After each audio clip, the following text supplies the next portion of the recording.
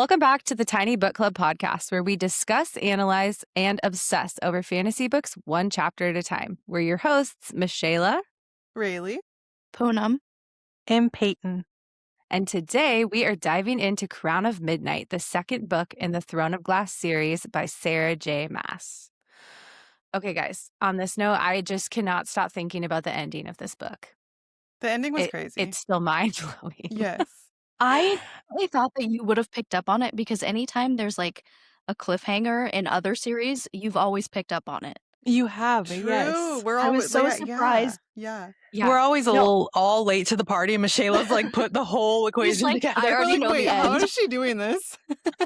I literally, it's like, as a teacher, I teach like comprehension and like understanding textual clues, you know? And this one just like completely caught me off guard. I don't know if it's because I was just like reading along and enjoying, but it blew my mind. I felt like an idiot when I got there and I was like, no. And Poonam's like, yeah. I was so surprised that you were surprised. Yeah. But that was fun. I wasn't know. that surprised. Like I was, but I wasn't. But I'll talk about it a little bit later when we get to the spoilers. But yeah, I wasn't as surprised. Well, I was shocked. So we are definitely going to talk more about that later. Yeah. I think I texted group chat and I was like, wait. And then you guys were I like, don't remember. yeah. Yes, Anyways. I remember. I looked back on that one and I texted back in all caps like, Yeah, that was because crazy. I was so excited that you got there. Yeah. Well, and then we also did Assassin's Blade 3rd, and so we had to there was the cliffhanger, and then we paused, went back in time, and then had to wait a whole book. Yeah, that was rough. That was hard, Yeah. but it was good. Yeah. I liked it. We'll talk about it later, but I think I liked the break.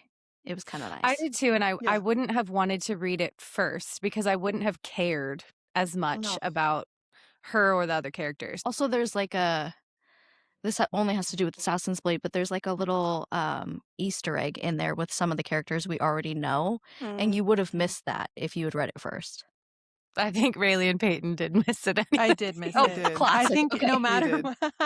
And I also, totally didn't. the other day and I already knew about it. Yeah. Well, the other day we were even talking about how reading it first, like I feel like it would have changed our opinions on it, and so we kind of had the opposite opinion where I was like I think both of us agreed like we both would have liked it more first.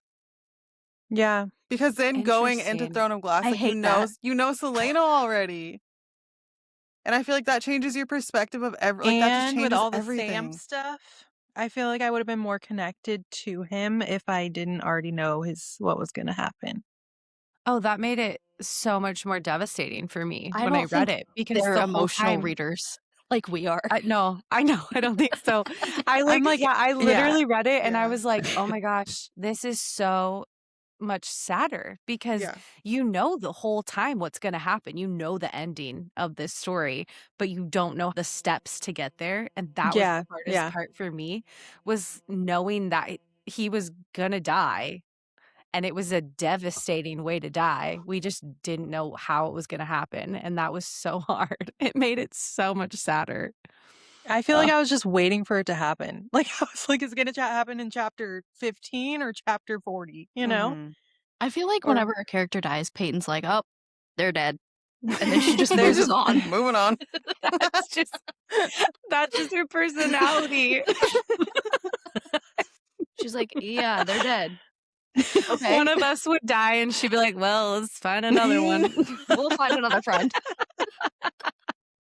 I put on Indeed for podcast hosts needed.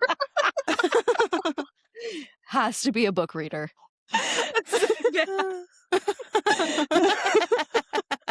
Before we get started, be sure to follow us on social media at Tiny Book Club Pod and rate this podcast. Again, we are going to be covering Crown of Midnight in this episode, written by Sarah J Maas. The genre is epic fantasy, and this is part of an 8-book series. This is book 2. Crown of Midnight continues the story of Celaena Sardothien after becoming the king's champion. While she is expected to serve the brutal king of Otterlin, she begins questioning her loyalties, the morality of her actions, and who she truly wants to become. As political tensions rise across the kingdom, Celaena becomes entangled in dangerous secrets, rebel movements, hidden magic, and growing threats lurking beneath the castle. At the same time, her relationship with both Chaol and Dorian become more complicated, forcing her to confront difficult emotional choices. The story expands the world introduced in Throne of Glass, revealing more about the history of Erilea, the disappearance of magic, and the mysteries surrounding the royal court. The book blends romance, mystery, action, and fantasy while steadily building toward major revelations that reshape the series moving forward.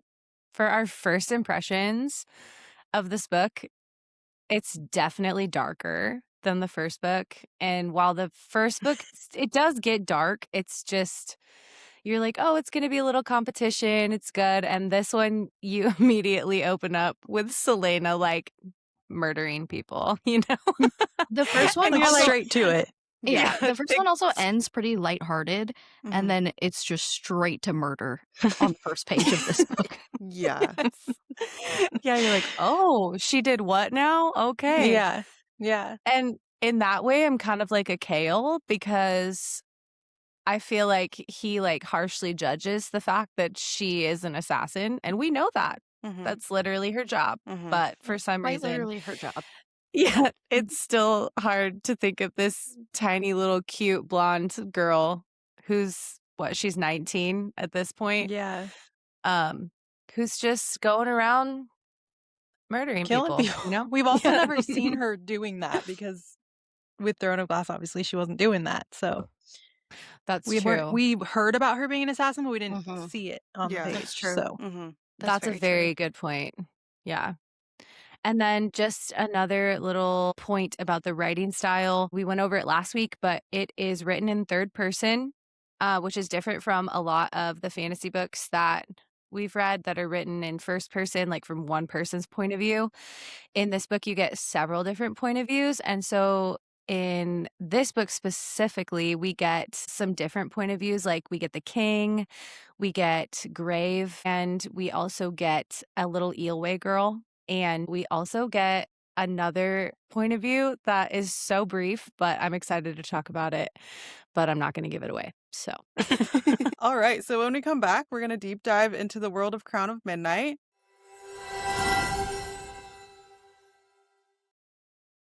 Before we deep dive into the story, we want to introduce some of the important characters. So first we have Celaena, who is obviously our main protagonist in the series in general. She's the main character throughout the entire series. She's an elite assassin, and she comes off as confident and arrogant, but we learn that there's so much more to her. She's extremely emotionally guarded due to her past trauma, but she is resilient and able to hold lots of compassion for those that she cares about. She's also fiercely loyal, but often deals with being impulsive, which we talk about a lot, and emotionally intense, as we will see more in this book, especially. And then we have Dorian. He's the crown prince of Otterlin, and he's extremely likable from the start. Everyone, loves Dorian. He's a good friend to everyone. He's compassionate. He's full of intelligence and curiosity. We actually start to see more of that in this book, where he's like getting curious about things and, going on some little side quests. Dorian fears he will become like his father. Therefore, he deals with a lot of internal moral conflicts. And Dorian and Celaena have ended their romance as of the end of the last book, but we see their friendship building throughout this book because they're just friends. And so we learn, more about them and them caring about each other. And then we have Chaol. I love how I've been assigned to Chaol. That is really Chaol funny, Westfall. actually. I love that. Wait, okay, sorry. I don't know who did this, but it's not funny. I went down the list. It's fine. I'm fine. Okay. Chaol Westfall is the captain of the guard for Dorian's father, the king. He is extremely loyal and overprotective. He is a creature of habit and thrives off of his routine. His predictability and instinct to protect those he loves and cares about sometimes takes over his personality and makes him seem dull. Yes, very dull. He struggles to be vulnerable and often buries his feelings beneath his duty as captain. We also have Princess Nehemia, who is an essential character in the development of Celaena's character arc. She becomes a good friend, mentor, and ultimately the reason that Celaena allows herself to become who she's meant to be. Nehemia is strong-willed, understanding, and deeply committed to freeing not just the people of Erilea, but all of Erilea. She is a very good friend to all and recognizes the truth in others that they have not yet seen themselves. Next, we have Celaena. She is first introduced in Throne of Glass and is a villain in the first book. Celaena desperately wants influence, status, and security within the royal court. She generally has a tragic storyline, but despite her immense suffering, she is resilient. Archer Finn is next, and he is a new character in this book. Celaena knows him from her past. When Celaena was training under Arabin as an assassin, he was training under Madame Clarice as a courtesan. Okay, this is your official spoiler warning for Crown of Midnight. From this point forward, we will be discussing major plot points, character arcs, and spoilers for the ending of this book, and sometimes the entire series. We will let you know before there's a series spoiler and have you skip ahead. If you have not read or finished the book, pause this episode and come back to it once you have. We jump right in with Celaena, who travels to a manor house on a mission from the king: assassinate Lord Neril. The chapter ends with her standing over him as he sleeps, sword raised. She later returns to the king with Neril's head, his seal ring, and even his wife's hand is proof. Her next target is revealed to be Archer Finn, someone from her past now believed to be involved with the rebel movement. Meanwhile, Celaena and Chaol grow much closer, continuing to build a strong friendship. It's also revealed that Celaena has not actually been killing her targets, but instead she helps them fake their deaths and escape. She continues to be haunted by dreams of Cain and the Ritterak. At the same time, more and more rebels from Erilea are being sent to Calacola, another brutal mining camp. Okay, this part gets me like crazy because she's like, dead bodies are easy to grab from sick houses. And so I just have this image of her like sorting not that through one. piles. Not Yeah, literally. Like ew. literally I'm just looking for a rifling man, not a through- woman. Yes, like rifling through dead bodies. Like Mhm. how Celaena is that? Ugh. She's brutal. Just unfazed by Mhm. it. She's like, not Yeah. this one. I said I was immediately afraid for her safety when it said that she was helping people escape, because obviously she's literally assassinating people for the king. And he's like just the number one. He's just a horrible person. And so if he ever were to find out about that, I feel like she would literally be doomed.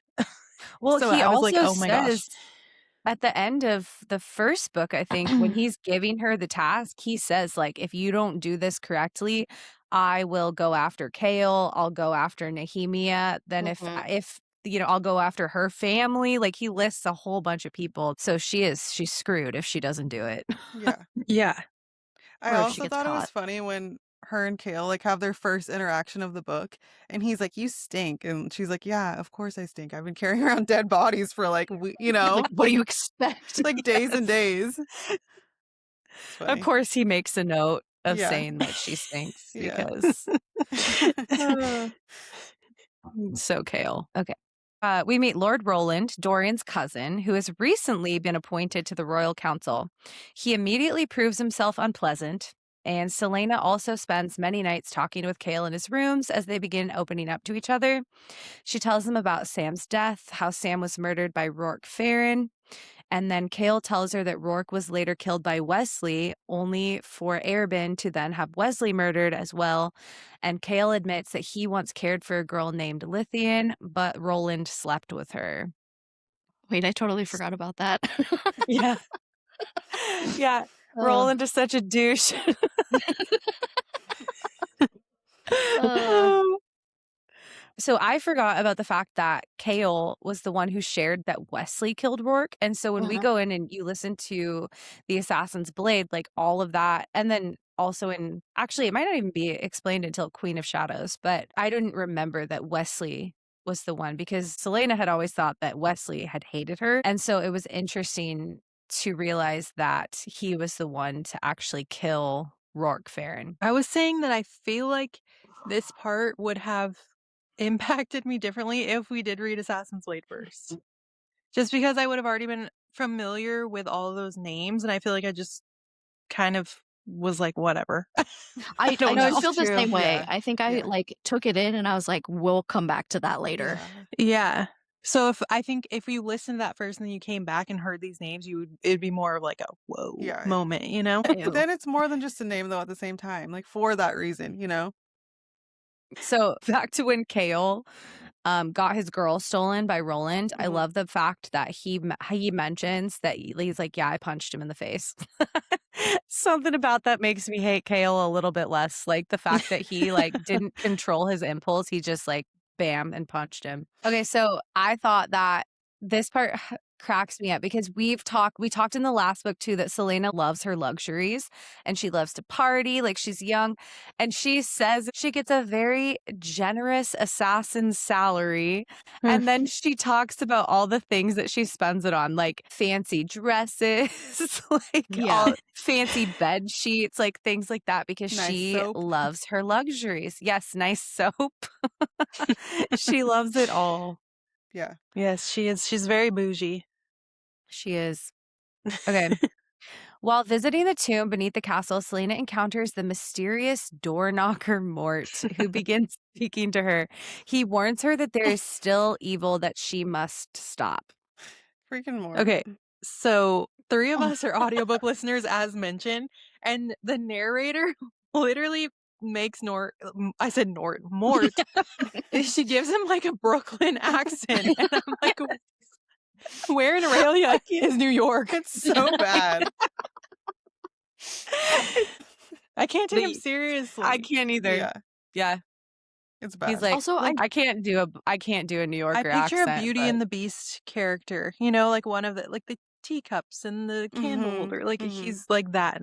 I don't know. I don't really like that he wasn't in the first book because he's been on the door the whole time. Yeah, he's been there watching What's everything. going on. Yeah. He makes a point of saying that he didn't trust her enough until this book, and that's why.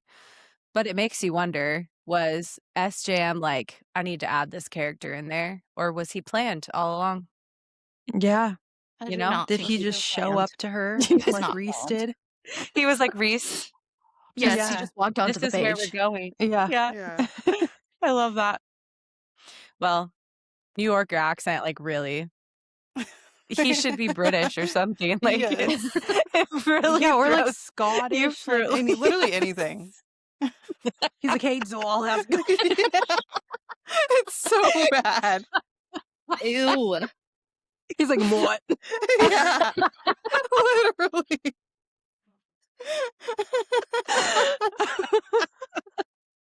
That's literally what I'm boy. picturing. No, for real. Like, and Like, he's supposed to be like a skull, but I can't picture him that way. Neither Because, can I. No, Yeah, I'm I picturing a picture him literal with, like, a knob with a face. but with a baseball cap. No. Like Joey Tribbiani, door knocker style. That's This is why I'm not an audiobook listener. Oh, that's so funny. Oh, it would ruin Prim, it I for think, you, had for a sure. whole different journey. I've had a whole different journey the entire time. Yeah. Yeah. I can handle it because I can get past it, even though we're both like emotional readers. But there have been times it's been really hard because some of the accents and artistic choices are not what I would choose. So it does definitely make it harder. And I do think the author listens to the audiobooks, right? Or like approves the narration because they have to, or at least they have to talk about like pronunciations and stuff. She's like, yes, So this I'm is sure what it's she supposed to sound listened and I'm like, that's what you were writing? Okay. Yes, make him a New Yorker for sure. Yeah. Oh. So back to serious parts for Mort. He shares a message from Elena because he's like, she's not strong enough to come back yet, but she has a message that she wants me to give you. And he says, you are bound to the fate of this world. There are far deadlier powers here than you can even imagine. And so this kind of is where we start to see Celaena realize that she's going to have to be the one to like figure everything out. But she's like, I have 4 years until I'm free and I just want to do this and then just go continue to be Celaena and not think about this ever again. And so it's a very common theme in the book that she doesn't want to accept her fate. And honestly, I do not blame her. Yeah. Girlfriend is going through a lot. Yeah. Yeah. What 19-year-old after first of all, she's 8 years old when like all this tragedy happens to her, and then she's finally to a place where she's feeling slightly safe and comfortable and like she might have life ahead of her, and they're like, "You know what, girl? You got to save the world." And Yeah. Sorry about it. it's a lot to put on a 19-year-old's It shoulders. is. And then by the end of the book, you're like, oh, okay, she's gonna do it. You know, you realize it all comes full circle, and yeah, for her too. Yeah, She has no choice. it's true. No. Which would suck. I was so selfish at 19. I can't even imagine. Yeah, same. Oh yeah, the world would be over if this was tasked to me. Like we would not be. Doomed. I'd be like, I know. okay, I'm not doing any of that. Yeah. Yeah. No. Okay. Celaena convinces Chaol to accompany her into town so that she can reconnect with Archer Finn, whom she hasn't seen since she was 13. She persuades Archer to have dinner with her, and during dinner with Archer, Celaena warns him that the king wants him dead. Archer tells her about a growing rebel movement that hopes to restore Aelin Galathinius, the lost heir of Terrasen, to the throne. Rumors claim that Aelin is still alive and secretly building an army. Yeah, that was crazy. For me, that like when I initially heard that before I reread it the first time around, it was like, okay, whatever. And then rereading it was crazy, you know? Like she's just Yeah, sitting there he's like, And she immediately is like, Yeah. Aelin Galathinius is dead. yeah. I know. I love that. One thing that also really bothers me about Archer is that I don't remember how many years apart they're supposed to be, but I think, Celaena like, mentions 5. Okay. So that's or not that bad, 6. but she mentions that he is one of the most beautiful men that she's ever seen, and she flirted with him when she was a little girl because she had a crush, and now he's like immediately sexualizing her, which everyone sexualizes her in this book, but it's just gross to me that like all these people from her past come back and like Yeah. sexualize her. Yeah. Yeah, I agree. I think that I don't think I caught on to the age gap between them because I was just thinking that they were like the same age and kind of grew up together. I don't know. Like a childhood crush situation. The only reason I noticed it is because there's one point where she says something about like he let me flirt with him because he was older, so he didn't like act on any of it because she was only 13, and so he had to have been like 18 or 19 at the I time. think he was Yeah. 18 or 19. Yeah. And then he immediately sees her a few years later and he's like, hey. Who she's at. Typical. Yeah. Yeah. And then during this part, it's not in the summary, but Dorian and Celaena are trying to like work through their friendship, and there's this huge foreshadowing that Celaena says, and so they're arguing because he's like, "Hey, I loved you. You were using me." And she's like, "I wasn't using you." And so anyway, he gets mad, and then she gets annoyed with him for being mad. And they're talking about his dad and everything and being the king. And she says specifically, "Don't be upset with me when you become nothing but a puppet." Oh. And that like Huge foreshadowing. Yeah. So sad. Yeah. Dang. And that obviously is going to be a huge thing at the end of Heir of Fire, which is the next book that like we are going to read, obviously Assassin's Blade next, but Heir of Fire is the next in line for the Yeah. timeline. And so that's like, that being said, just it really hurt my heart. Yeah, it's so hard Dorian, to read that no. book. It's so hard I to read know. that book the whole time. Ugh. I Yeah, know. Queen of Shadows also. That one's tough. Yeah. Okay. Later, Celaena visits Caltaine in the dungeons and realizes that the Duke regularly abuses her. Around the same time, Holland returns to the castle and a formal court dinner is planned in his honor. Oh, Holland. He reminds me of the way that he's described. He's like Joffrey from Game of Thrones. Joffrey. He's the worst. He's like, Yes. there's even a point where they say like he hates animals or something. Like, who hates animals? Well, Holland does. Yeah. So And Joffrey. and Joffrey. Yeah.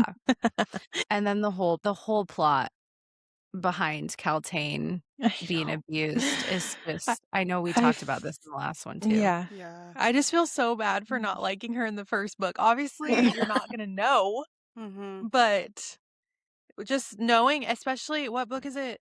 where her story really comes Queen together. of Queen of Shadows. Shadows. Especially in that one.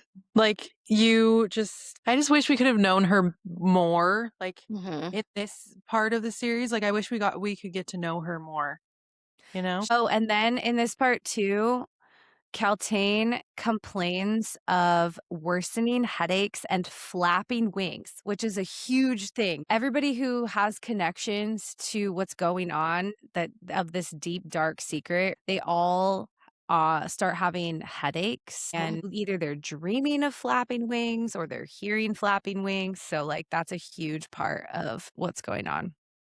Yeah, the headache stood out to me, like, right away. I think in Throne of Glass, complains of a headache, yeah. Yes.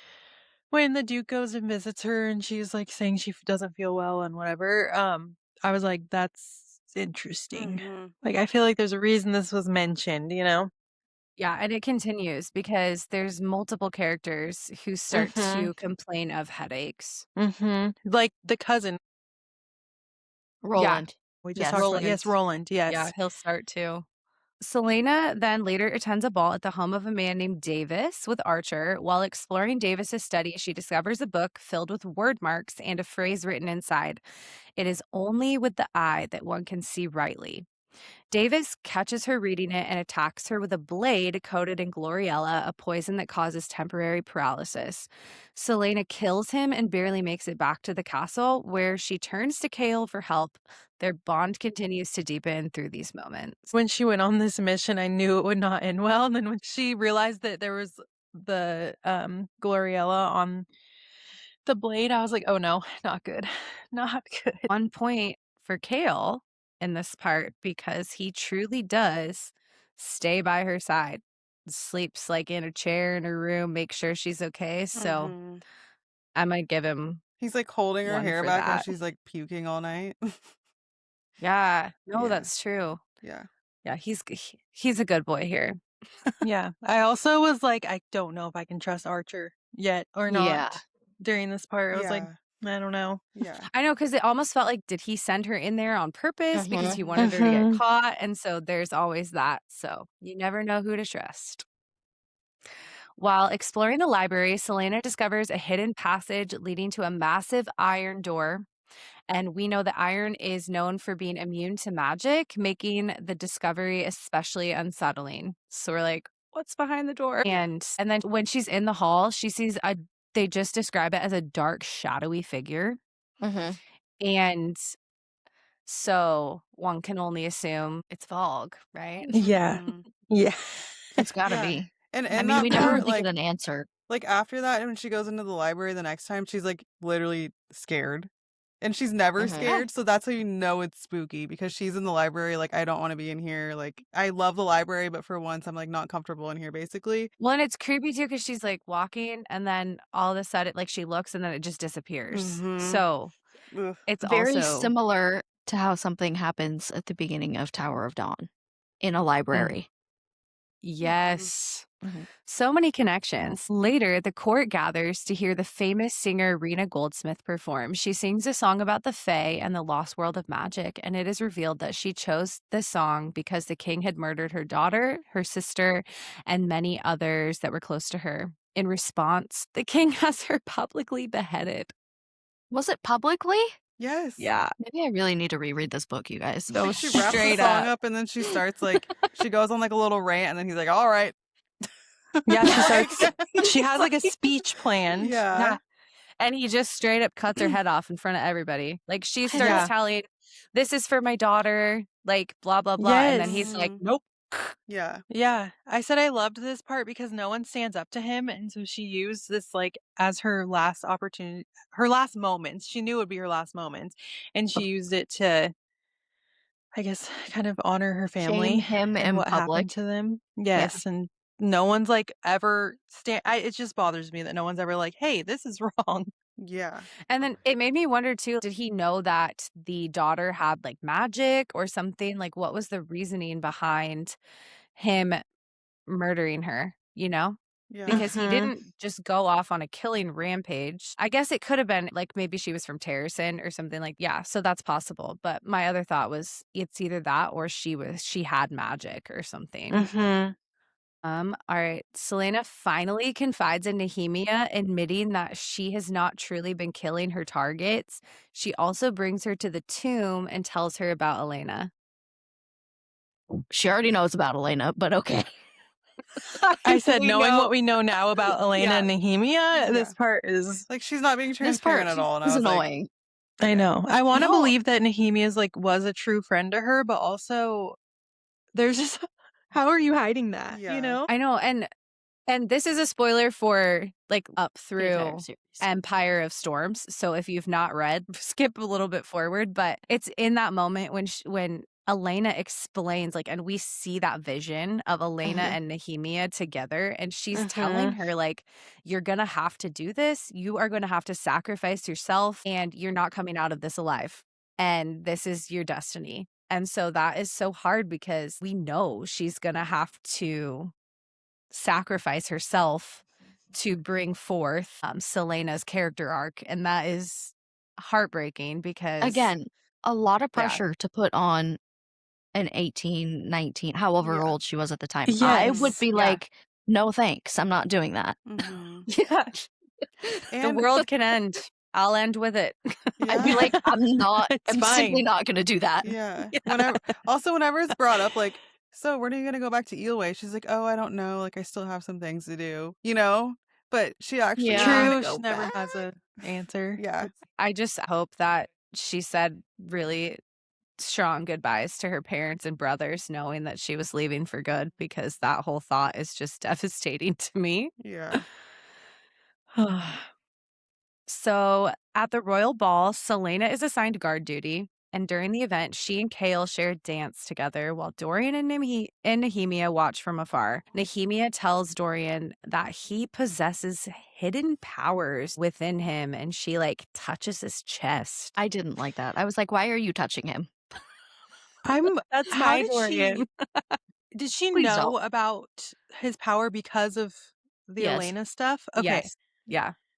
Because I was like, how does she have this knowledge? Like, Yeah, because but Elena obviously tells it her makes about sense. Dorian. But Okay, the yeah. part that is interesting to me is that just her bringing that up that makes it like that makes Dorian now in tuned with his magic, or is it something that she did? Because the way that she touches him, She then he says too, like something changed, and then it's like the next Like he could feel part. something. Yeah, it's like the next part. So it makes you wonder, like, she made some sort of symbol or something, and he says like, you know, it felt different. So I just wonder if she somehow just manually unlocked that power Yeah. or what. But Yeah. Like, yeah, exactly. She's like, Boop, boop, boop, you and then are on his chest. she's like a fairy godmother. Yeah. Okay, so next, during a meeting about the Calacola mines, Dorian notices that his father, Roland, and Duke Parrington are all wearing identical black rings. Disturbed by what he sees, he storms out in anger. His emotions trigger a burst of uncontrolled magic that cracks a stone wall and shatters a window, his first show of any sort of magic. At the same time, Chaol is assigned to protect Nehemia after threats are made against her life. I love how Dorian just gets his power. He's so pissed off. He goes and he's just like such a teenage boy thing to do, like go punch a wall. Yes, in a so rage. true. Yes. And instead of just like punching a wall and breaking his hand, which I feel like happens, he like breaks the wall and he's like, I didn't even feel it. Yeah, he's like, that was kind of weird. I Yeah, wasn't like, expecting oh, that's that. not normal. Yeah. Daddy is not gonna like that. I think it's important to say he like feels an icy cold rage because that's like a big hint about what his magic is. Mhm. Yes. It's very Yes. intentionally written. Yeah. Normally, I feel like when you're in a rage, you feel heated, but it specifically says that he felt a cold rage. And Mhm. so that's very interesting. I think during that part, I was texting Poonam and I was like, You were like, he "Does keeps he have saying he's magic?" cold. Oh, yes, you did. You were like, he But- keeps being cold. So we find out, you We'll know, get there. some people have their specific magic and it's like a very specific thing. But Dorian's, we will find out, is just raw magic. And from fantasy books, if you know, raw magic is the most powerful kind of magic because the person who has the raw magic can turn it into anything that they want. So Dorian is going to become very powerful, or has the potential to. Yeah. Mhm. Super powerful. A carnival arrives in Rifthold to celebrate Prince Holland's return. While there, the group encounters Baba Yellowlegs, a witch from the Iron Teeth clan. Dorian later gifts Chaol an Asterian stallion for his birthday, and Celaena admits that she once stole an Asterian mare herself. On the 10th anniversary of her parents' death, Celaena takes a day away from the castle. We also see a flashback to her time in Endovier when she attempted to escape the mines on the 9th anniversary of their deaths. That night, Chaol stays with her, offering comfort and support. Meanwhile, Dorian becomes increasingly aware that he possesses magic he cannot fully control. I was just gonna say, when I remember texting Baba Yellowlegs, and I was like, ew, Yellowlegs sounds so gross. Yeah, we're like, Her ugh. name. Why is that You her know, name? Yeah. I Okay, also have anyways, a though. text back and forth of where Poonam sent the little witch emoji, Yeah. Oh, and she's yes. like, this is Baba Yellowlegs," and I was like, "No," and I sent back No. a creepy picture, and we're like, "Ew, she's so disgusting. She's like an old hag." Yeah. I don't know why it bothers me so much, but why is there a carnival? A carnival does not belong in this fantasy world. Why does it not compute in my brain? I was just picturing a field Me with too. some carts. Yeah, like the I old pictured it more timey. Some as food carts, a food truck. Yeah. yeah, but you know how like it was I mean, there's another old carnival later. Renaissance-y, Mhm. Yeah. ish, and so I thought of it more as Mhm. performers that were Mhm. traveling performers, Yes. not necessarily a carnival with Mhm. Like a Ferris wheel. rides and yeah, exactly. Yeah. So I think Right. in my mind it was more of traveling performers. So Mhm. Baba Yellowlegs is a performer in the way that she tells the future. Yeah. Mhm. And But does she Yeah. she's still ever? gross. I was thinking of it as gypsies with all of their trailers and yeah. everything together, coming into Yes. town. So Traveling much. Yes. gypsy. Yeah, no, that was 100% my thought too. Well, then doesn't it Um, say something about her teeth being rusty or something? Mhm. Or is yeah, that might be a little bit Yes. later? But yeah, I was like, Ew. ugh, because Rusty she's gosh. so teeth. old. Yeah. Yes. Yeah. Gross. They're iron. Yep. Mhm. They're iron, so they Mhm. got rusty. And then back to the part, the flashback of her going to Endovier. That part was so sad when she's explaining how she was trying to escape, Mhm. Mhm. but she wasn't really trying to escape. She was trying, it was the anniversary of her parents' death. And so she was literally just trying to Be put out be of her misery. be killed, Yeah. essentially. Yeah. I hate the thought of her being such at her wit's end of the torture that she just wanted a way out. It's one of the only times that you see her break. Well, you see her break a lot in Air of Fire Air of is an Fire. entire breakdown. Yeah, it's true, but it's the first time that we've seen her break in these books so far. We also find out in this portion the king tells Chaol about a threat on Mhm. Nehemia's life, but he's Yes. not Yes, allowed that's to what I was tell looking anyone. for. Yes, I said this is the one time I was really annoyed with Chaol for not breaking the rules. Mhm. Yeah. Me too. Yeah. So Chaol's biggest thing is that he thinks that the king is testing him because he knows that Nehemia is the closest person to Celaena. Mhm. So I understand in the way that he thinks he's being tested because he's like, oh, I don't want to give that away. And I don't want the king to know that I'm on Mhm. Celaena's side, I guess. Yeah. But Like at the same developing a time, relationship. yeah. Mhm. But it's so, it's just devastating. He's trying to play the game, I but know. also he's kind of an idiot. So it's He's an idiot. he's I not hate doing it in him the so right way. much. He could have told Celaena, and they could have come up with a plan together, like a strategy. If he told her, then Mhm. there would have been a strategy, so that the king wouldn't have connected Especially the dots. if he had said, I don't trust the king either, Mhm. and made it clear that he was more loyal to Celaena than the king, then it Mhm. could have totally been fixed. But But Chaol, alas. Chaol. Oh, Chaol. And then also in this part, Dorian is reading about Gavin Havilyard, who is his distant ancestor. And he realizes that Gavin's wife, Elena, is Fae. And so he's storming through the library, trying to figure out where he comes from and why he has magic. And he's like, this doesn't make any sense. And so we see that he realizes it's because Elena is his Fae ancestor, who just happens to be the one who is chatting it up with Celaena every night down in the tomb. And then we also see him use his magic again here. Throws all the books off the shelf and he like puts them back up all out of order all quick. He's like, oops, I don't want the librarian to know. All right, so then we get to kind of a fun part of the book. For Chaol's birthday, Celaena surprises him with an outing she secretly planned for weeks. She takes him to a beautiful glass greenhouse hidden on the rooftop of a building. There, she finally admits the truth. She has not been killing the king's targets. You would think this would make him happy because he was so disgusted that she was an assassin. Yeah, but no. But no. What? You haven't been killing? You're not doing your job? What? She's damned if she does and damned if she doesn't. Yeah, It's true.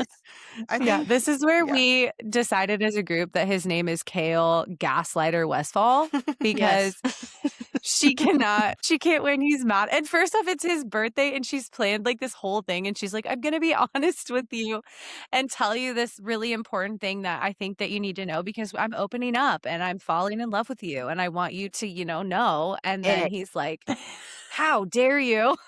Yeah. Well, and he's like, you're gonna kill people. You're not killing people. Yeah. No, but he's of course, he's like coming from a protective standpoint, where he's like, but what if the king finds out? That'll be the worst thing ever. You're gonna get killed. We're gonna get all of us killed. It's true. If he finds out, I still don't like it though. He's like scared for her. Like, why are you doing that? I'm like, but then also he's like, why are you doing that? It's annoying. Celaena also confesses that once she gains her strength and freedom, she wants to leave Rifthold forever and disappear somewhere far away. Chaol tells her that if she leaves, he'll go with her. The two share their first kiss and later return to the castle where they sleep together for the first time. He was just mad at her for not killing these people. And he's like, no, it's okay. I'll run away with you. Sir. I would also like to note she was a virgin. Up until this night. Yes. That's right. She was a virgin. She had never slept with anybody. She chose Chaol over Dorian. Over Dorian. I know. Or Sam. Like, what were you doing? Yes. And yes, I know. I know. Sam. And we don't know anything about Chaol's previous sex life, but he was probably Also, a virgin too. I'm pretty sure it's noted in one of this is a spoiler, but I think it's noted in one of the books, but that he was. I think he mentioned something about that. Ew. Oh, I hate I this. didn't know that. Okay. I'm pretty sure. I hate how it ended with she gave him her all. Like, Ew. it just absolutely killed me. I was glad it was closed door because, like, I don't want to read about that. Yes. Yeah. Because, like we've mentioned, these are pretty YA, like the first three, and so this is definitely one of those like fade to black scenes. Yeah. I mean, like obviously, I was way more Team Chaol last book, but I didn't really want to read about that either. He immediately after is like, oh, I'm going to marry her. Yes, Sir, that's what I was a going to say. stage 5 clinger. Okay. She let me in. She's the if one. you know what I mean. Ew. So I'm gonna Literally. keep her forever. I hated that. I hated it. Oh man. No, he's like planning everything. He's like, I'm gonna tell my dad. I'm like, I don't care what she is or who she is or what she does. Like I'm gonna 15 marry this minutes girl. after they're done. He's like, we're gonna have daffodils at her wedding. Daffodil. I can't wait to pick out her dress. Ew. Ew. When are we planning their wedding? No, I do It's gonna think be next weekend. there's a lot of details in here that like highlight all of their immaturity, like just Celaena like hopping from guy to guy and like of course they're best friends. Like that's like such a young thing to do. I know. I I think it's crazy to note too that because you haven't read Assassin's Blade yet, it seems like so long in her past, like so long ago.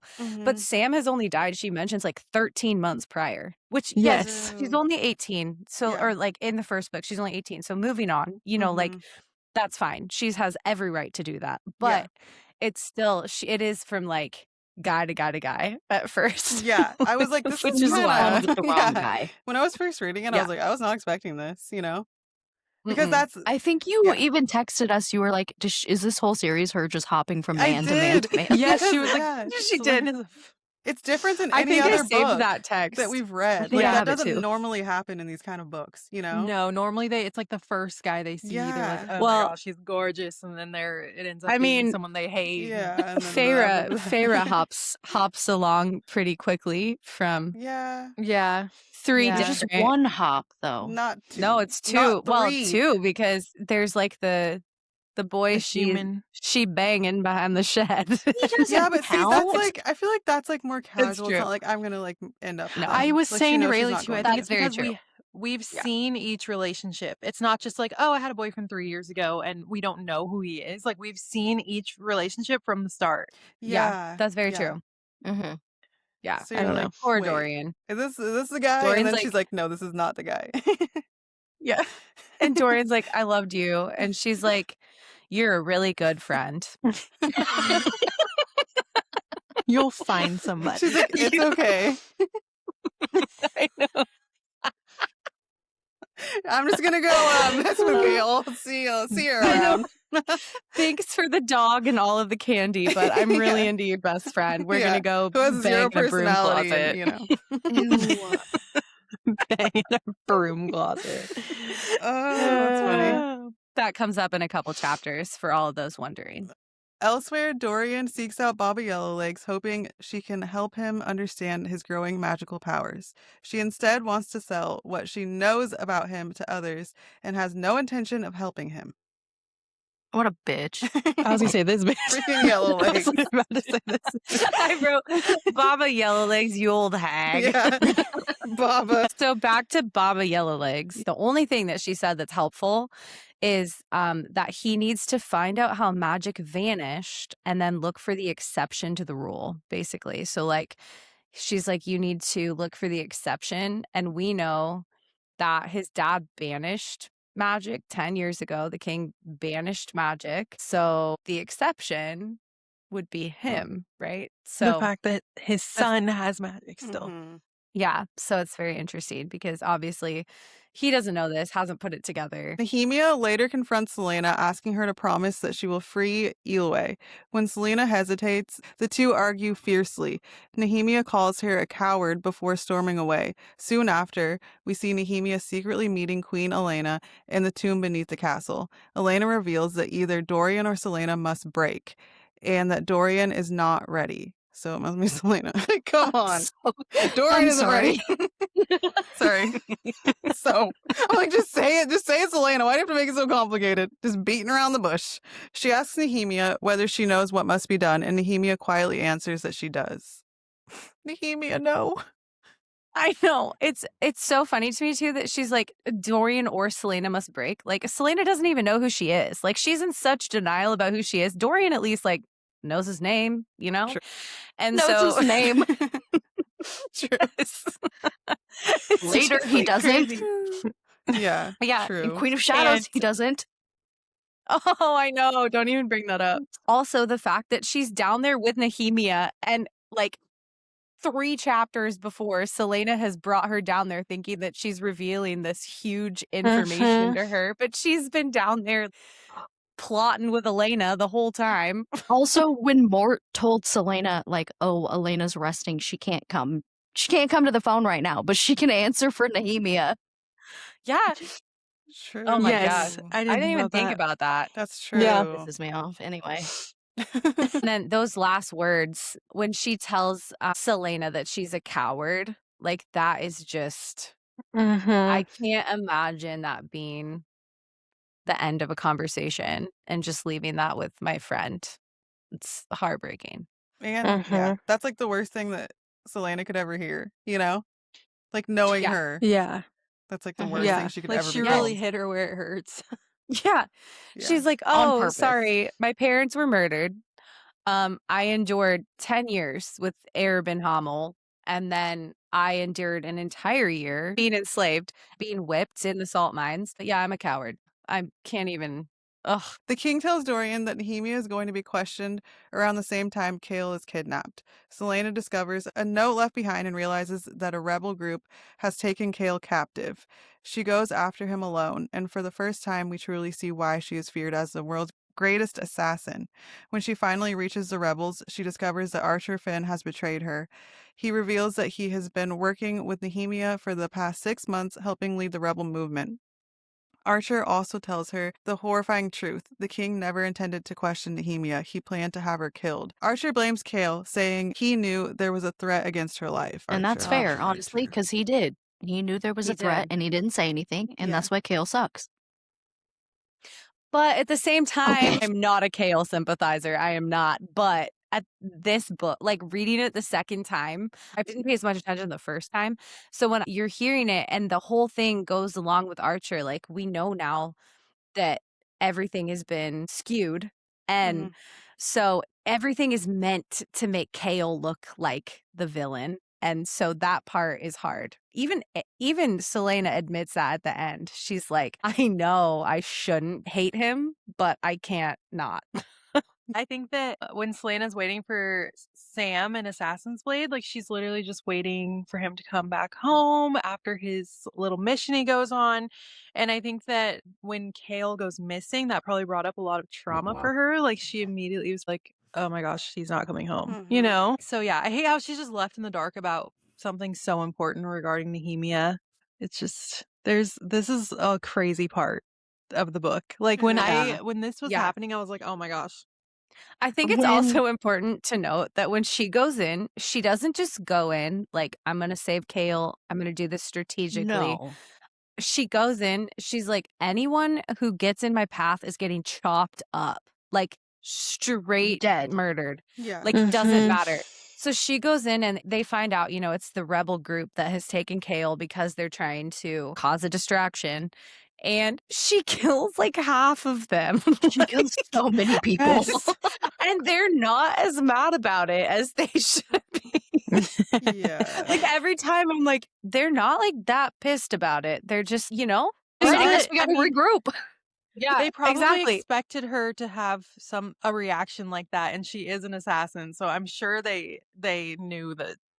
They're like, she put was the gonna, weak you ones know. out front. The ones Yeah. put the disposable. Oh no.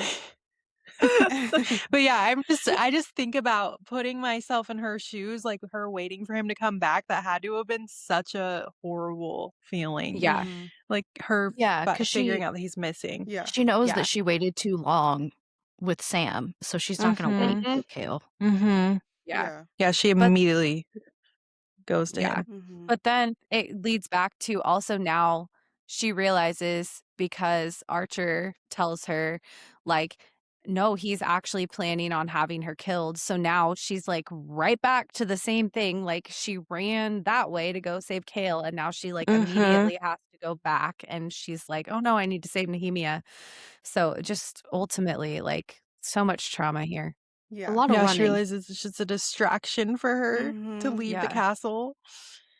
Celaena runs back to the castle, but she arrives too late. And I feel like that line is downplayed, I guess I would say, because the whole scene is her like frantically running through the streets. Like people are saying she's like ran faster than anyone has ever seen someone run. So yeah, they're saying she ran faster than the horses, which I think we also need to note, because is that humanly possible? Yeah. Like, Yeah. Yeah, that's No, it no. is not. Yeah. So some more foreshadowing. Yeah. So she arrives too late. Nehemia has already been murdered. Devastated and consumed by grief, Celaena loses control and attempts to kill Chaol, blaming him for Nehemia's death. Dorian is forced to use his magic to stop her from stabbing him. Afterward, Chaol has Celaena imprisoned in the castle dungeons, where she is placed right next to Caltaine.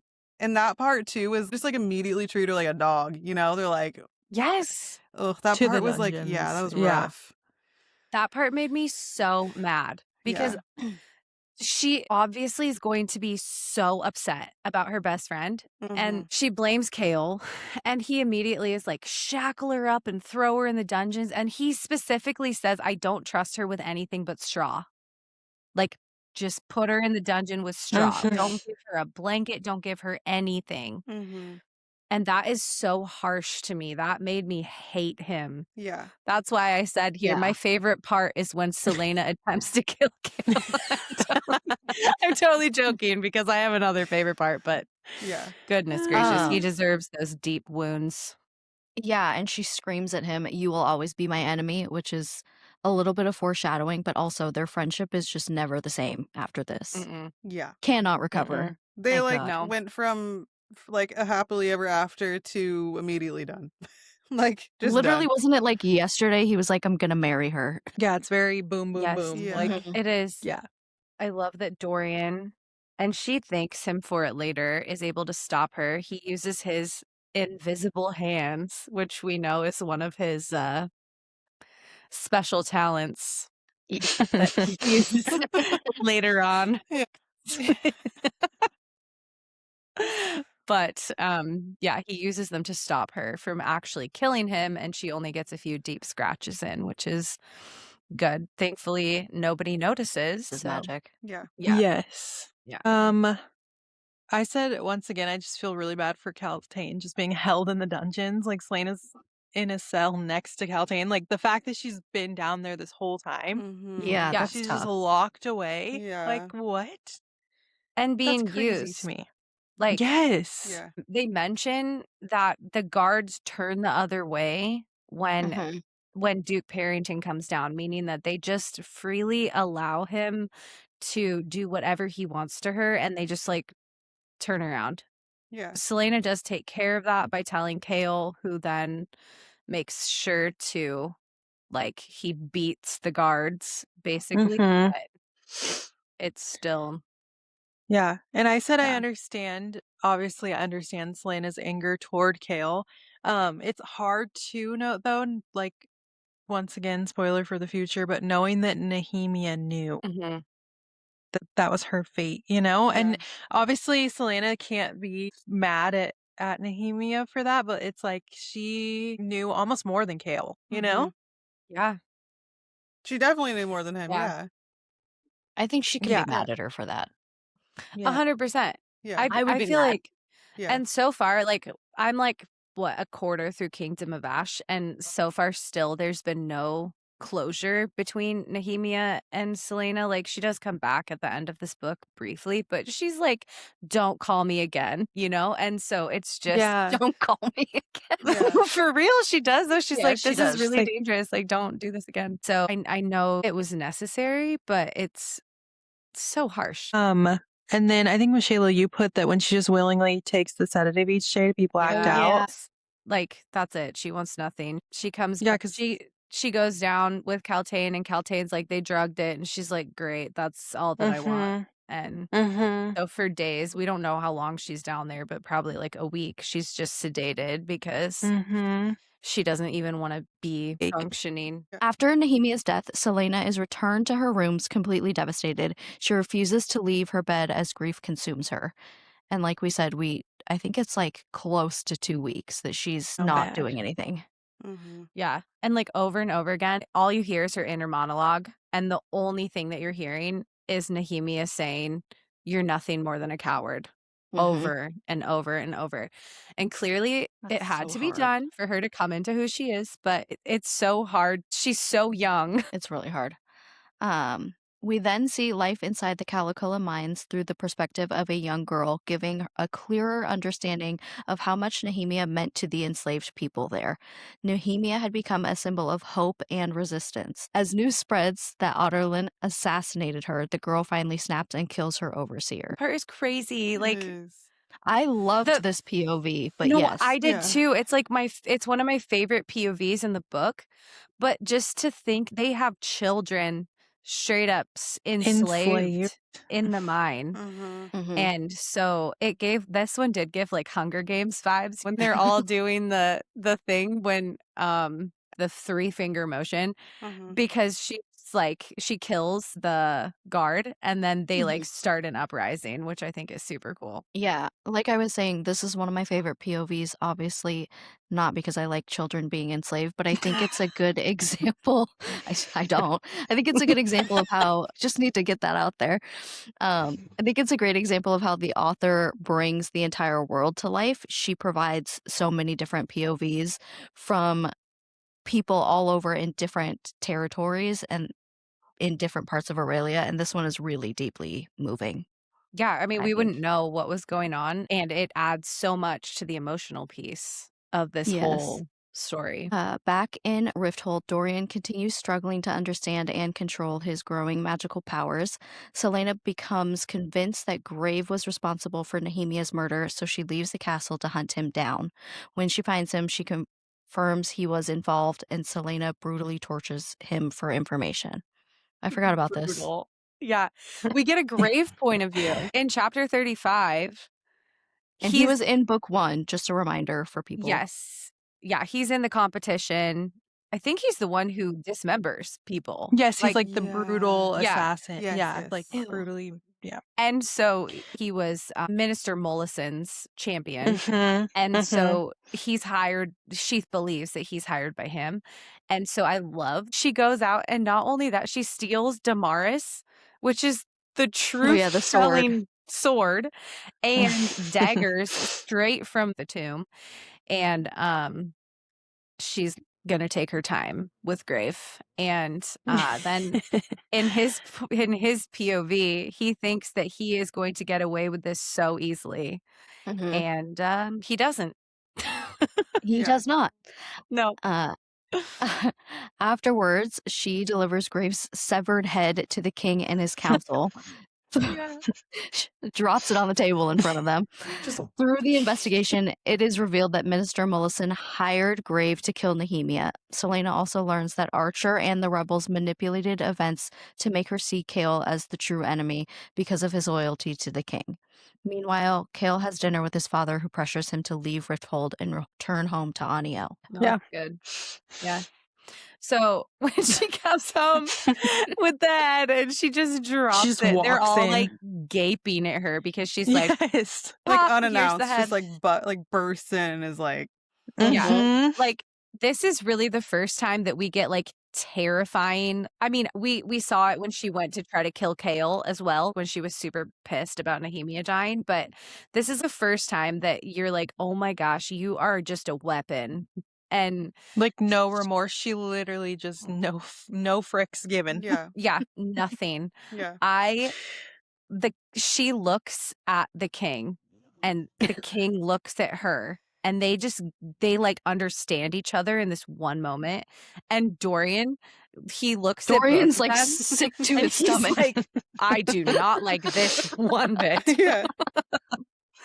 Like, no, thank She you. says, I believe this belongs to you, and then drops it. Yes. I also love Chaol goes, what do you think you're doing? And she looks at him and goes, your job, apparently. I think that is, oh, that's so Celaena. I think Oh, this is a great example of how she's really good at compartmentalizing things. She's like, okay, my best friend just died. I'm going to go do this thing. And she uses that as a defense mechanism, her compartmentalization, clearly. clearly. Yeah. We'll get to that later.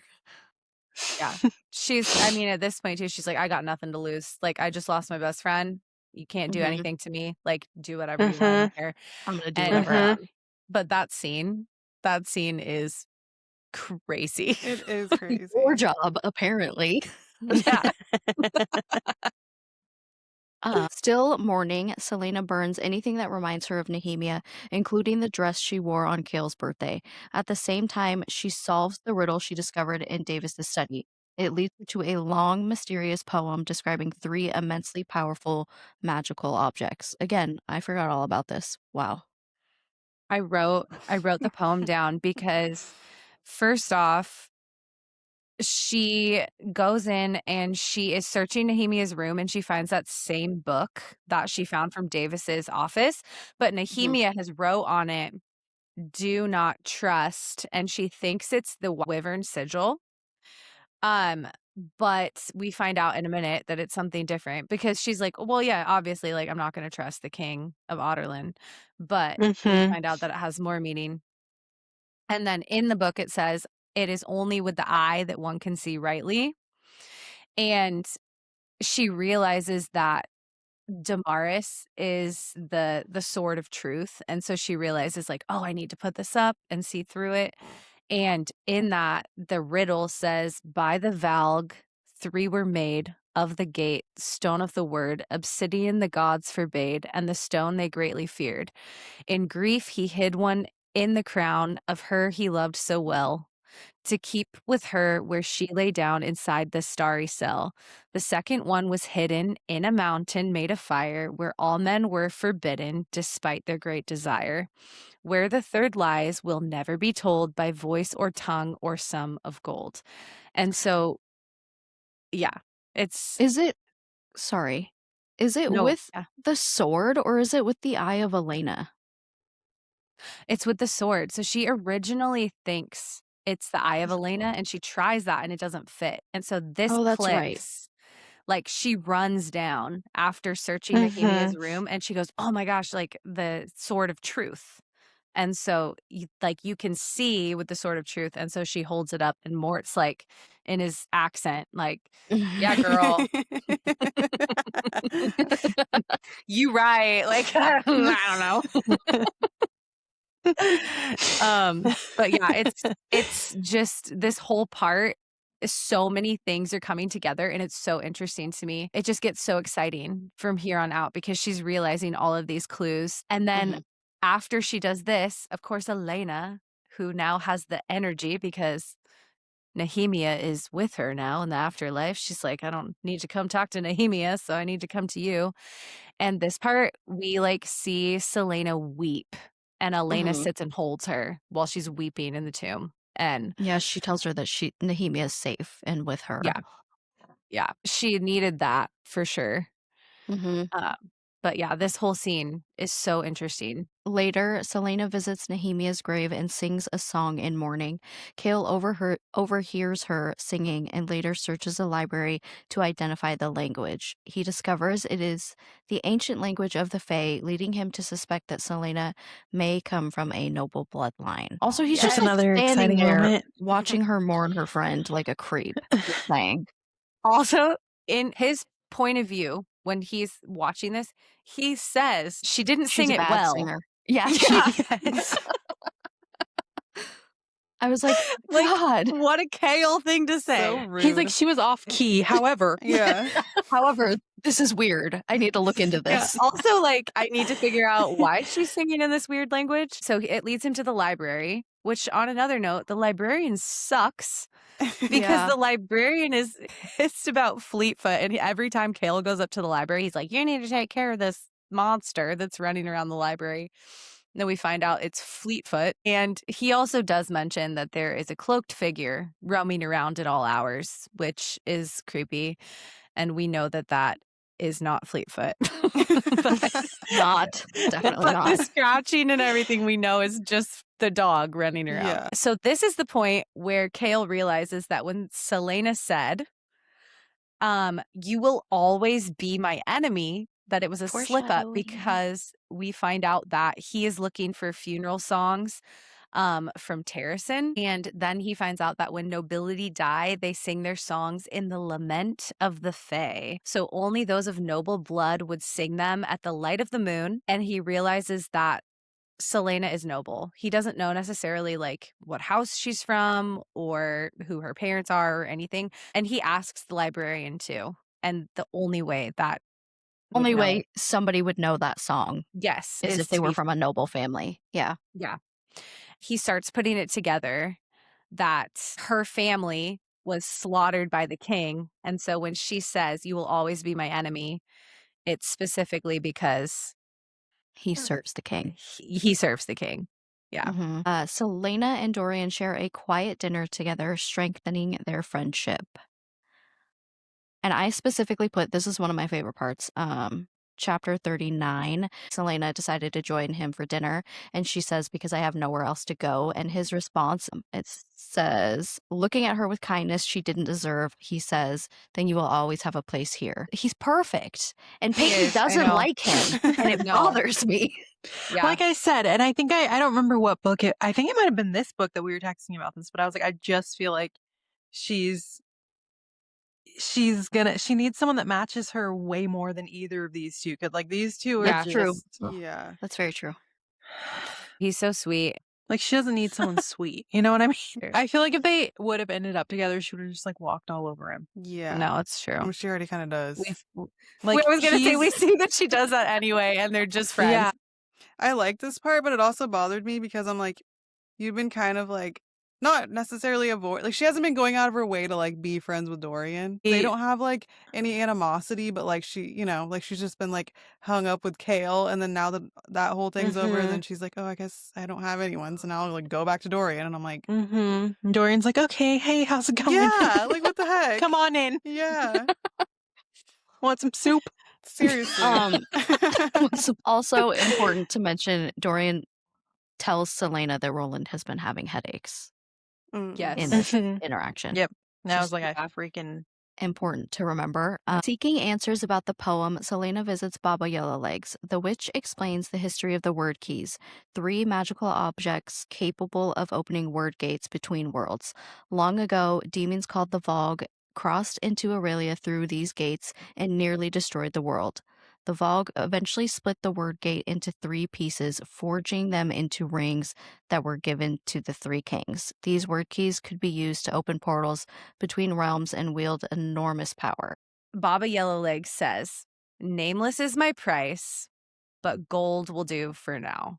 And this means absolutely nothing to you the first time that you read Crown of Midnight, because it doesn't mean anything until Empire of Storms, like 3/4 of the way through.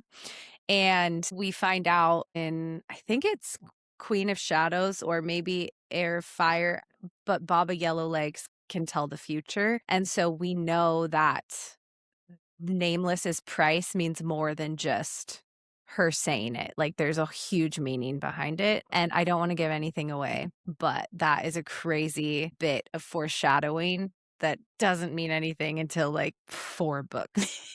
I know. I was ahead. going to say, the author has so many points in this series where she drops little bits of information and then they come back like 4 or 5 books later.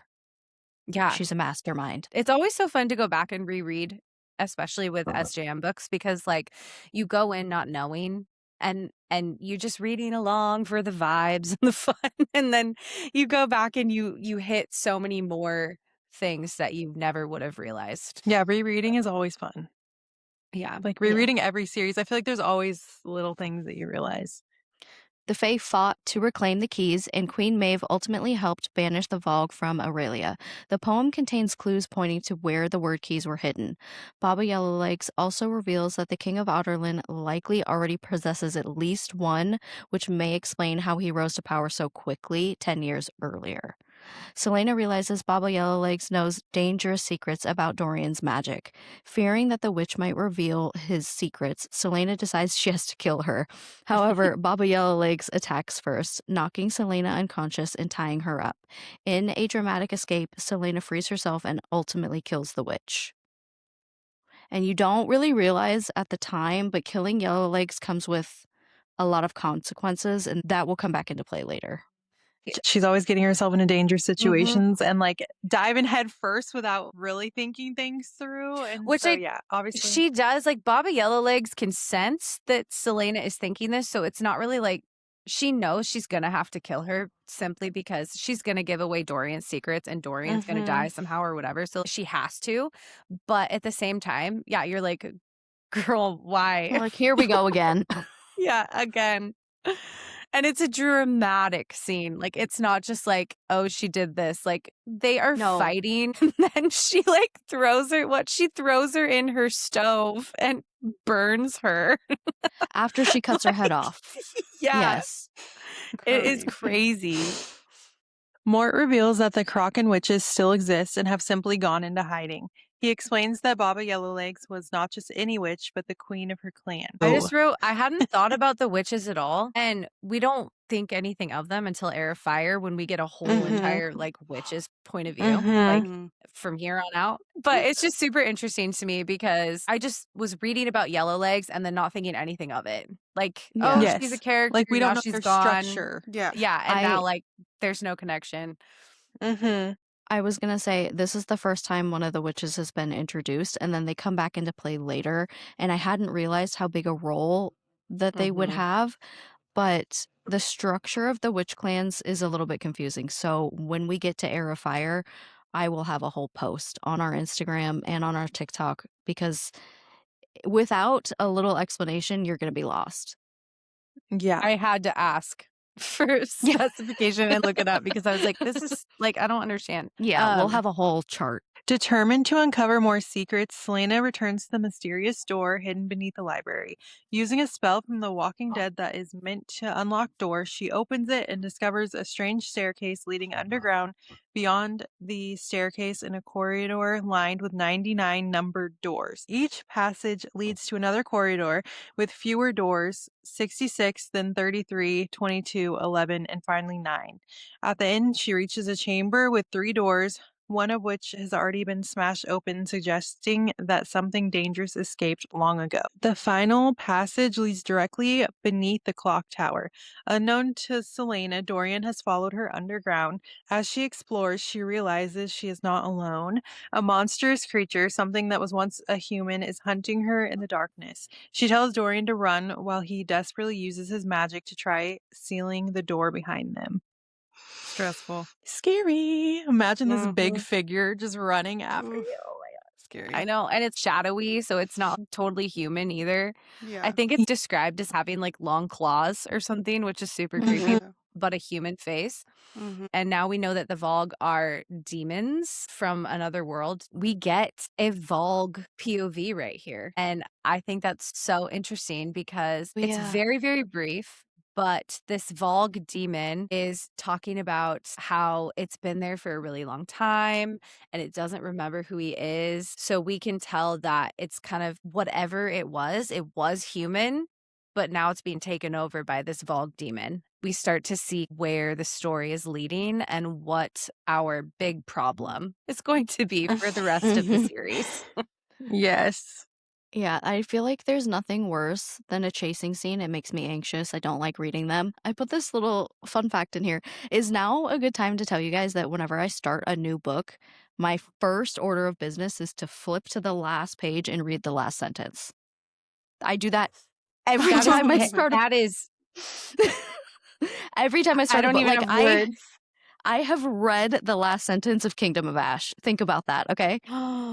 That way, when I'm reading the book, I know in the back of my mind if it's not going to end well, then I'm just not going to be super stressed. Like I already know it's going to go to shit. Oh my So gosh. No, I couldn't do that because I feel like, what if the last sentence says something that's like groundbreaking for the next book? Or, Yes. you I know? mean, Yeah. yeah, I do it every time.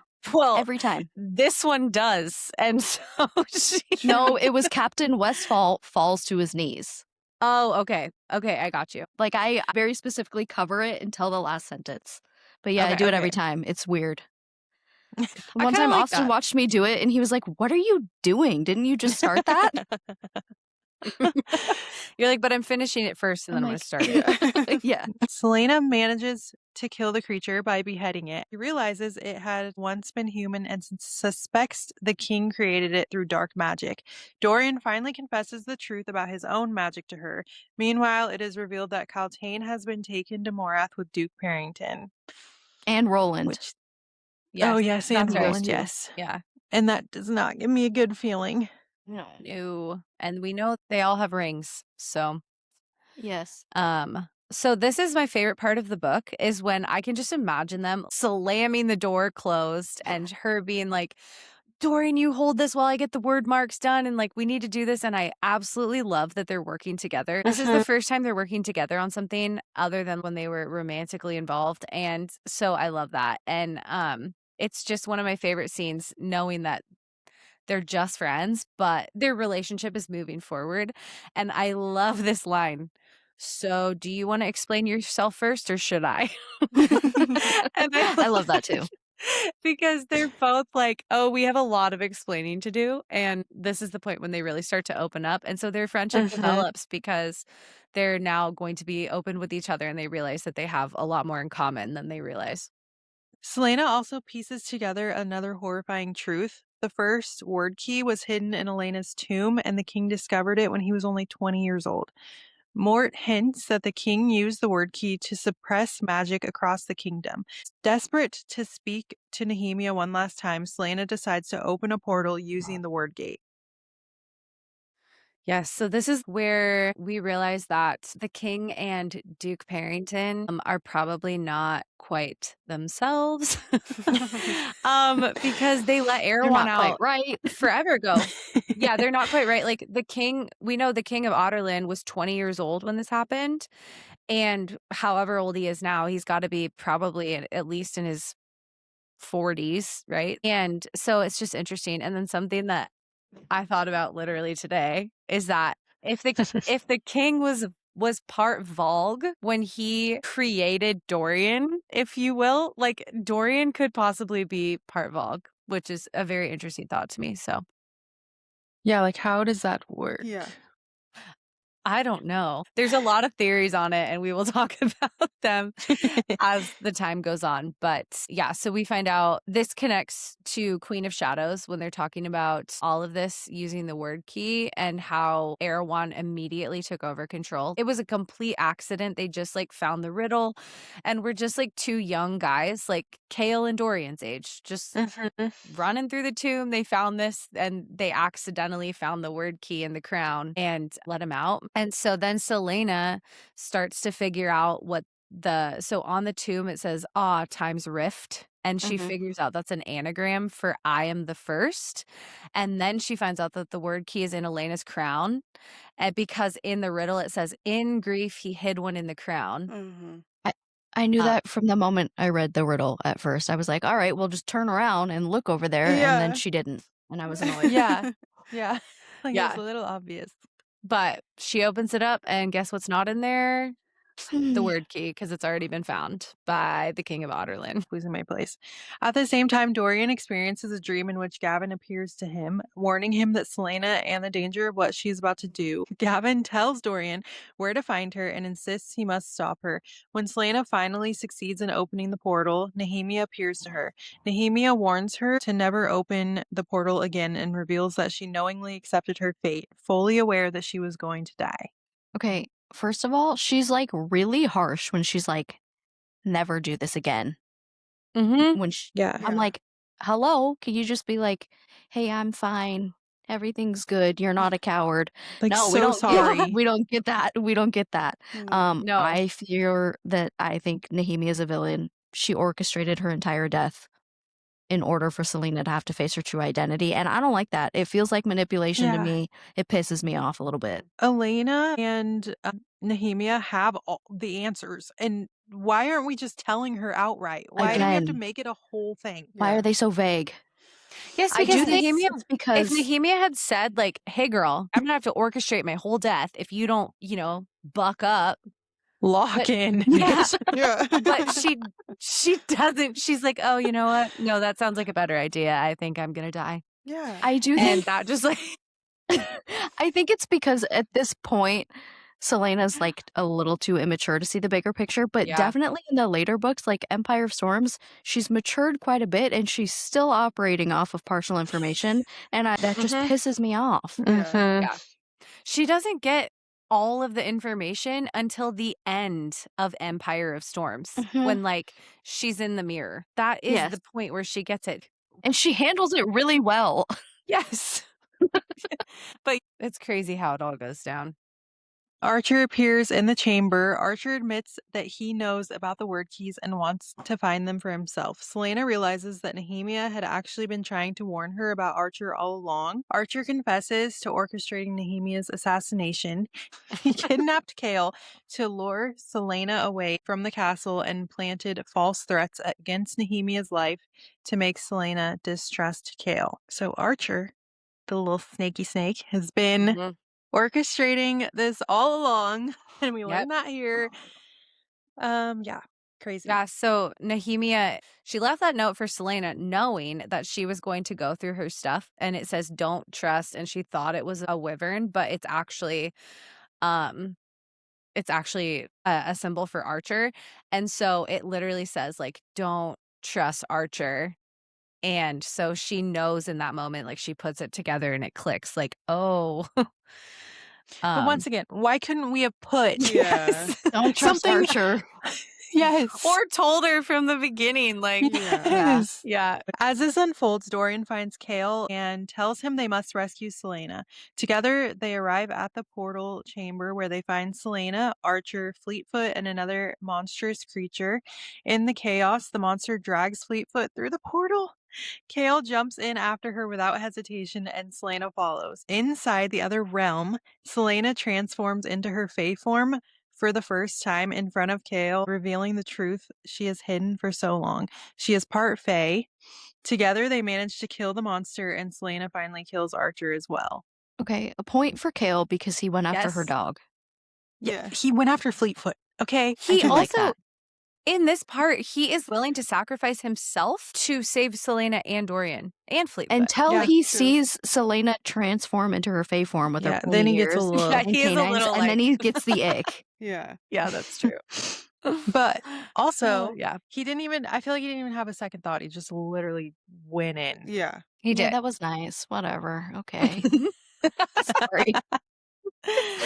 When she This part also transformed- killed I me. was gonna say, when she like changed to Faye, I was like, I was not expecting that.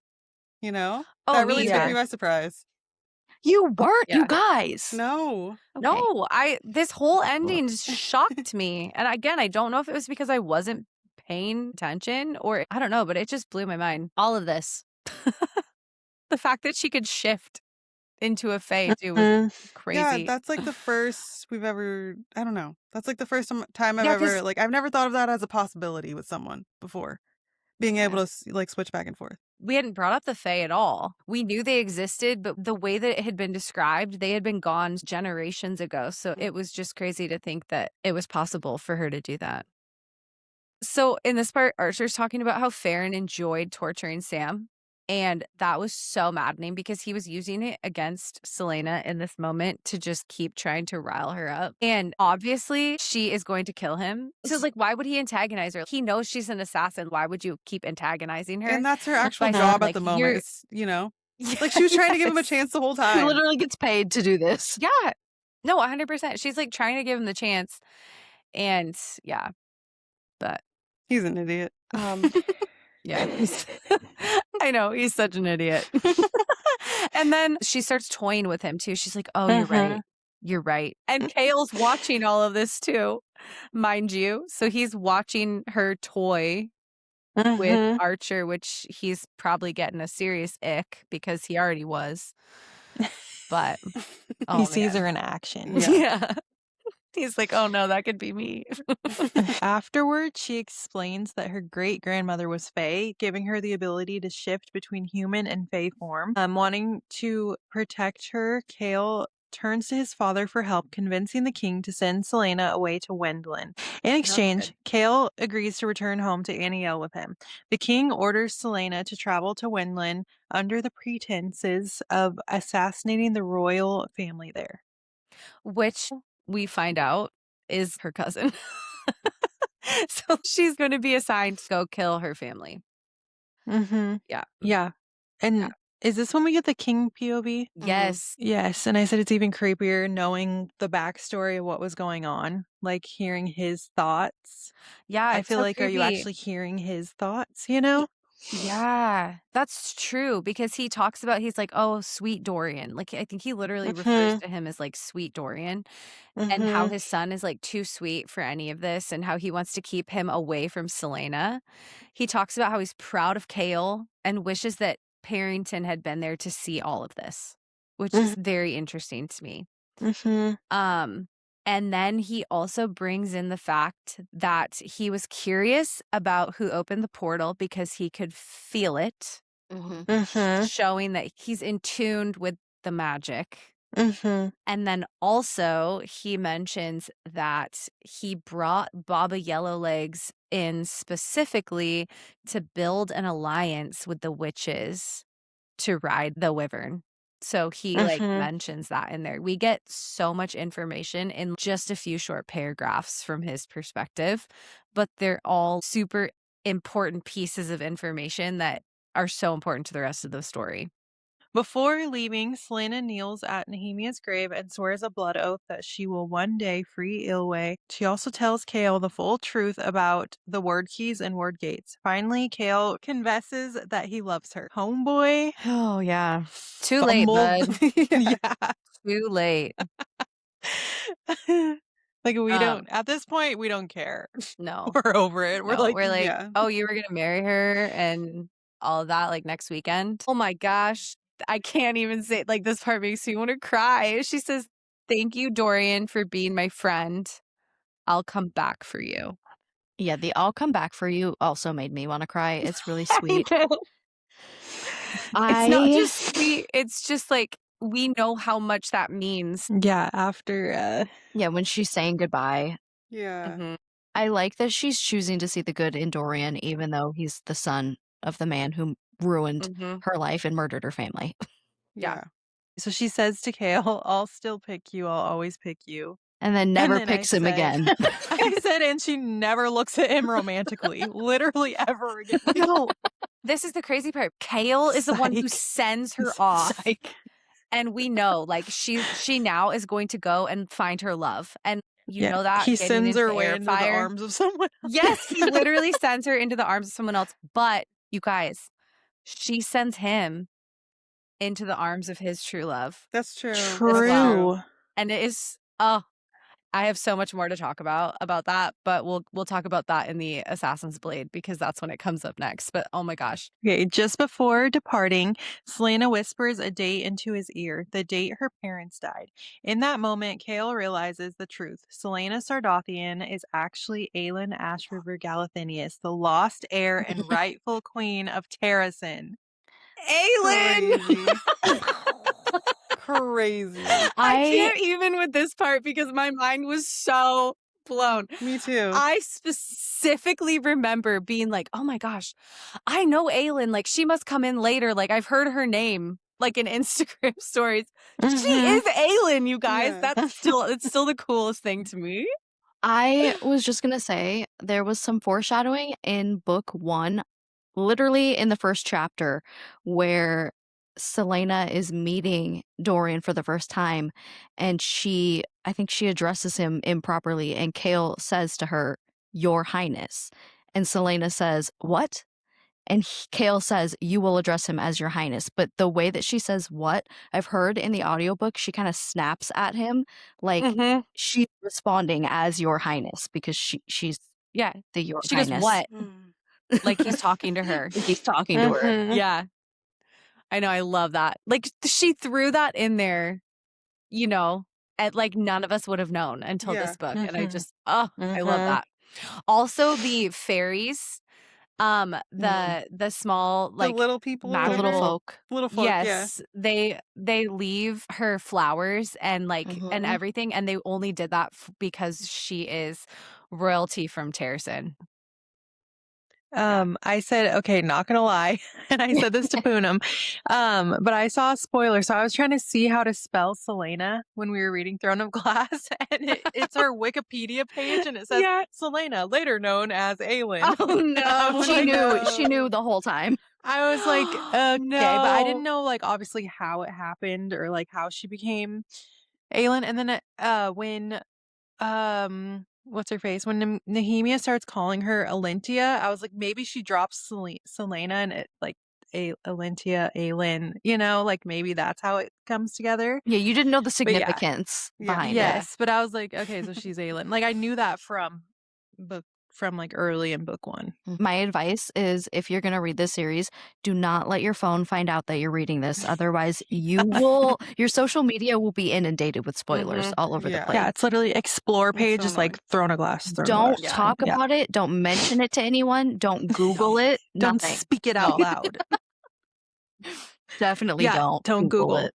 I have to say this line because it like makes me so happy, but it goes, Celaena wasn't in league with Aelin Ashriver Galathinius. She was Aelin Ashriver Galathinius, and I love that. Especially when she says, like, you need to stop hiding from yourself or whatever. That's what Elena says.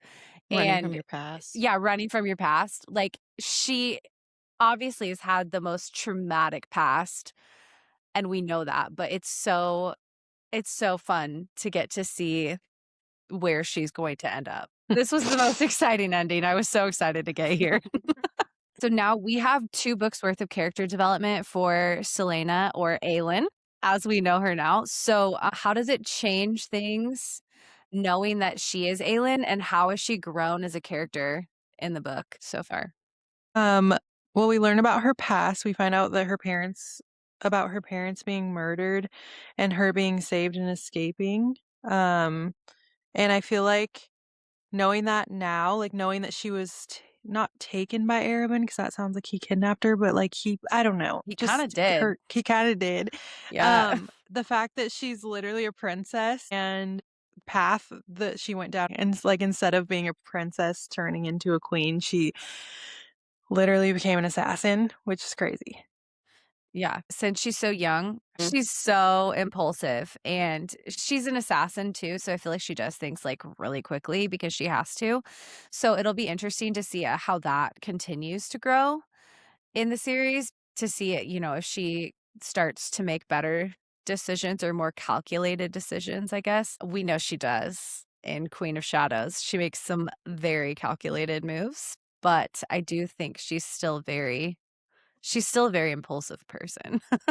Yeah, I'm sure in a traditional path, she would have like learned obviously how to rule her people in a different way. And so her parents being murdered and her being an assassin, I feel like, yeah, it's fully changed the outcome of the type of ruler that she will be. Mhm. And I think the internal conflict switches from the beginning, where it's just the fact that she doesn't want to be an assassin for the king. Like, we find out obviously that not only is she the rightful heir to Terrasen in general, like she is the princess, but the king killed everybody that she loves and took over her kingdom. And that was the first kingdom that he took over. And so the fact that she becomes the assassin for somebody who took over the place that she lived, but now we know it's her entire kingdom. Like, he took over everything. And so it'll be interesting to see how the internal conflict goes from just that to now we know that Nehemia had to sacrifice herself to even set her on this path of realizing that she is Aelin and not just wanting to stay Celaena and escape with Mhm. Chaol. And so it is going to be crazy to see how she continues to develop throughout the series, see her destiny. Yes. And even in Air of Fire, she's like being called Aelin and she's like she's don't call me Aelin Mhm. for a lot of the book, or at least for a while. Oh, until the end. When we come back, we are going to share our favorite texts of the week and rate this book.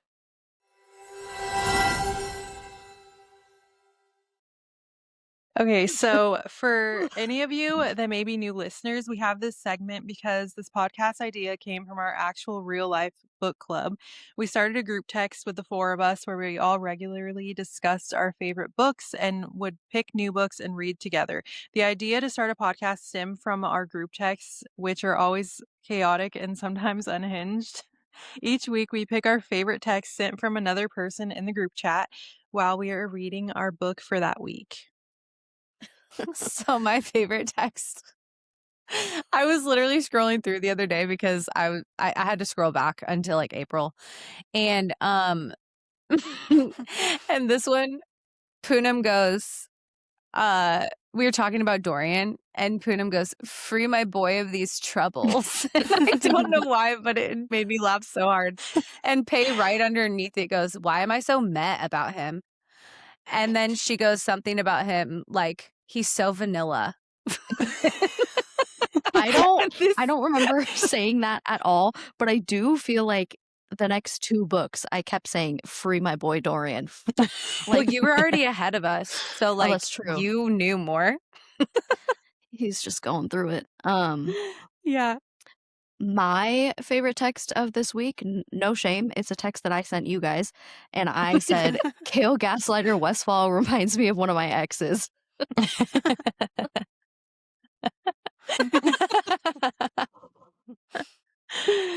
Oh, yeah, that's great. Okay. So now we'll move on to our ratings and final thoughts. Yeah. So I rated 4 out of 5 because, like I said last week, I pretty much will never go below 4. But I did really I liked Crown of Midnight even better than Throne of Glass, and I enjoyed reading it the second time even more. Just because of all the connections that you can make, and I really like the character development of Celaena. And like I have shared, I absolutely love the ending. Like the ending just shocked me. I normally can pick up on the foreshadowing and understand, and I didn't this time, and so I loved that. I said 4 out of 5 also. I think we all did. Yeah, we Sorry, did. spoilers. But yeah, I said 4 out of 5 also because I mean, a lot of the similar reasons as Michaela. The series is ramping up. We're learning about the Vogue. Celaena is Aelin at the end, like you said, which was like shocking to me, and I love that. Yeah, I feel like this one was a little bit darker, which I kind of like too. Not a little bit; it was quite a bit darker than the first one. I want to keep going. Like reading this one, I'm like, all right, let's get to the next one. So yeah, I really like this one also. It was good. Like Rayleigh said, we all gave it a 4 out of 5, and I definitely think this one's better than the first book, and I like that we get a big reveal at the end. I think that's fun.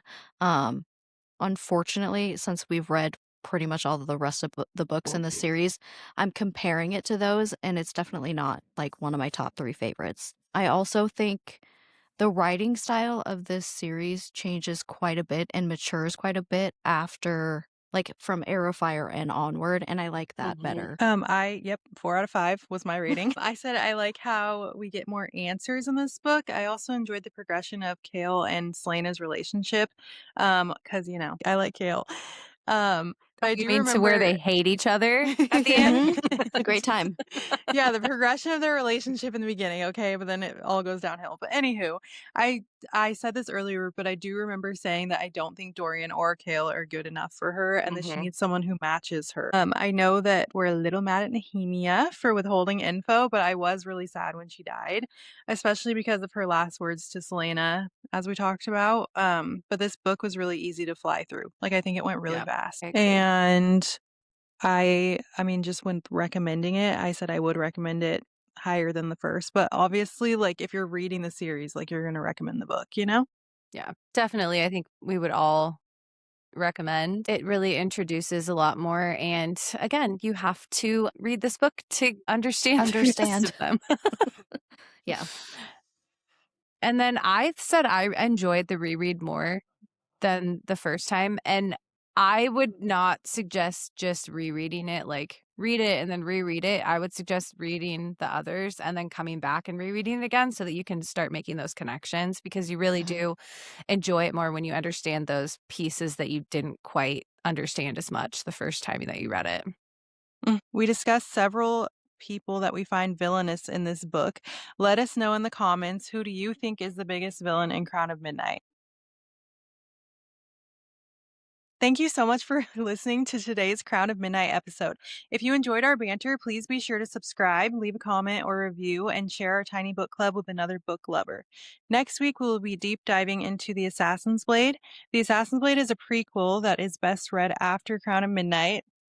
To some, it follows Celaena's life and relationships before she was captured and taken to Endovir. Thank you so much for listening. We will see you next week.